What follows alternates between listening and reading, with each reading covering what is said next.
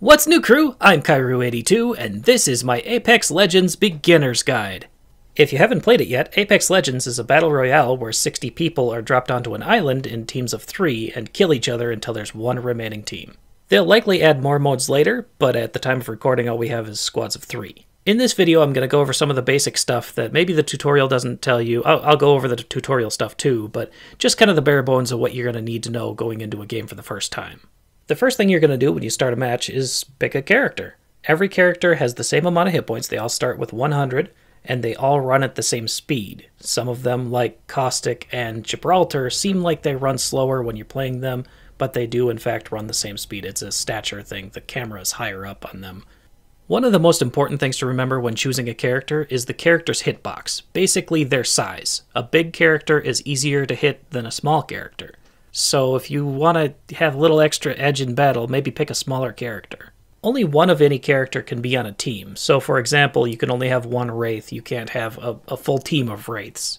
It's a good idea to try all of the characters just to see which ones mesh with your playstyle better. And also, just in case another player chooses your favorite, you're going to want a second and third choice.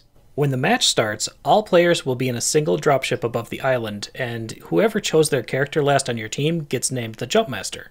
The Jumpmaster can relinquish control of the jump if they want to somebody else on the team. Alternatively, everybody can jump separately. Everybody on the team has the ability to suggest an area using the ping system, and once the Jumpmaster launches from the ship, the team will follow. If you want to get farther and faster, you can break away from the Jumpmaster, and it helps a lot to have a location pinged so everybody knows where to meet up.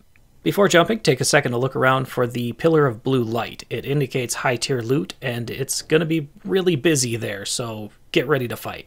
On the left side of the screen, you'll see a speed and max glide meter. Basically, this tells you how fast you're going compared to how far you can go. The idea here is to get to the ground fast, but also reach your destination. So the optimal speed is about 135 to 145. Dive down a little bit to speed up, and go straight to slow down.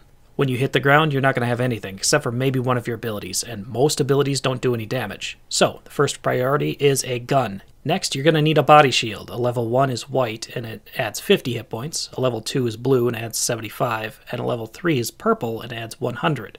There are also yellow, which are legendary, but harder to find and still only add 100. Once you have those two, you can breathe a little easier, but you're still going to need a helmet, which reduces headshot damage by 10% at level 1, level 2 is 20%, and level 3 is 25%. Then you'll need a knockdown shield. The knockdown shield will help protect you a little bit after you've been downed. You do have to activate it manually with R2 on PS4, and it has a finite number of hit points, but it can make all the difference between you dying all the way and you being picked up by your friends. Grab a backpack if you find it to carry more stuff. A level 1 is 2 extra slots, a level 2 is 4, and a level 3 is 6. Every few minutes you'll hear an announcement saying that the wall is about to close in. If you're stuck outside the wall, then you slowly take damage directly to your hit points, bypassing any armor you have. Being inside the ring is optimal, but don't be afraid to use the area outside the ring to your advantage. Most players aren't going to expect an attack from outside the ring. The ping system in this game is phenomenal. All you have to do is look at something and hit R1 on PS4 and it'll be highlighted for your entire team. You can use it to tell your team where to go, you can say, hey, I saw an enemy, or even request items. When you get knocked down in this game, don't worry about it. When you're crawling around on the ground, you can use the knockdown shield to help you stay alive until your friends get there to pick you up. If for whatever reason you get killed the rest of the way, that's fine, don't leave the game, because you can be respawned.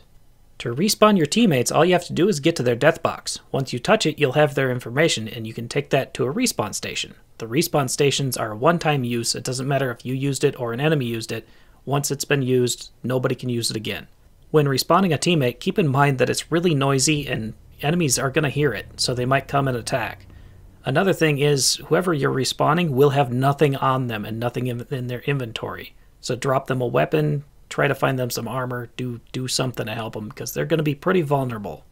Thank you for watching, I really appreciate it. If you liked it, hit that like button, subscribe for more, and let me know in the comments below if you have any other tips for beginners. Thanks again, I'll see you in the next video.